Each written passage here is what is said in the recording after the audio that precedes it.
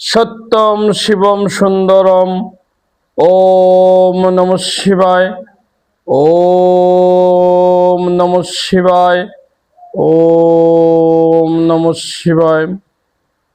আজকে আমরা আলোচনা করব শিব চতুর্দশী সম্পর্কে। শিব চতুর্দশী কি, শিবকে, এই প্রশ্ন মহারাজ প্রজাপতি দক্ষের মনেও উদয় হয়েছিল। তিনি যোগী, তিনি তপস্বী,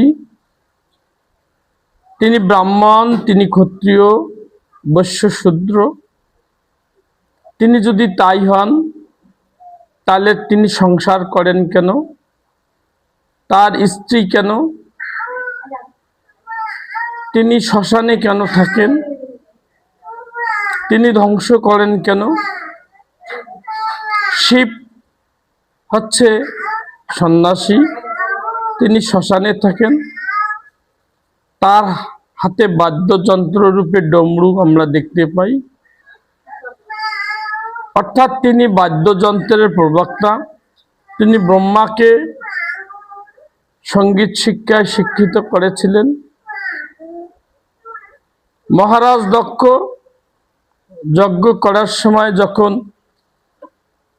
তার যজ্ঞ ব্যর্থ হয়েছিল, তিনি শিবকে আমন্ত্রণ করেননি, তাই তার যজ্ঞ ব্যর্থ হয়েছিল।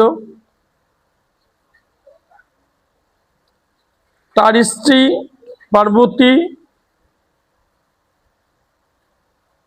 যখন মৃত্যু শয্যায় এই দেহত্যাগ করেছিলেন, তখন শিব তাকে কাঁধে নিয়ে সমগ্র পৃথিবী ভ্রমণ করেছিলেন এবং তার শরীরের 51টি অঙ্গ এই পৃথিবীতে, পরে 51টি তারাপীঠ প্রতিষ্ঠিত হয়েছে, যা আজকে ভক্তরা শ্রদ্ধা ভরে মা তারার উপাসনা করেন, পূজা করেন। শিবের আরেক নাম আশুতোষ।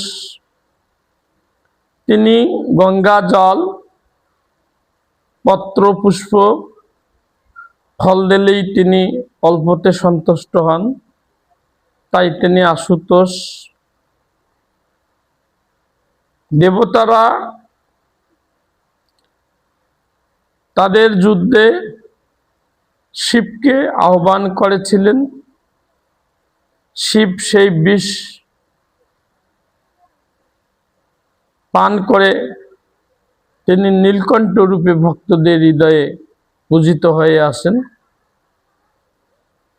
আমরা শিবের পরনে ব্যাঘ্র চর্ম দেখতে পাই। তিনি ব্যাঘ্র চর্ম দ্বারা পরিহিত। শিবের হাতে ত্রিশূল দেখতে পারি আমরা। সেই ত্রিশূলের ফলায় 3টি ফলা। এই 3টি ফলার অর্থ হল সত, রজ ও তমগুণের প্রতীক। শতগুণ হচ্ছে বিষ্ণু, রজগুণ ব্রহ্মা, তমগুণ হচ্ছে স্বয়ং শিব। মানুষ এই 3 গুণ দ্বারা আবদ্ধ, সত, রজ, তম।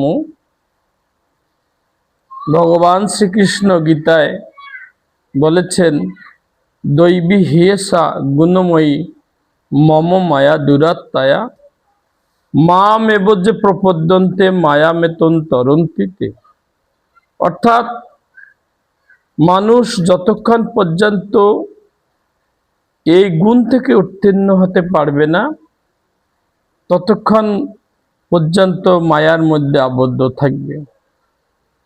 এই ত্রিগুণই হচ্ছে মায়া। এই মায়া থেকে পরিত্রাণের একমাত্র উপায় হচ্ছে সত্যকে ধারণ করা, অর্থাৎ শিবকে ধারণ করা, লালন করা, হৃদয়ে পালন করা। তিনি হচ্ছেন শিব।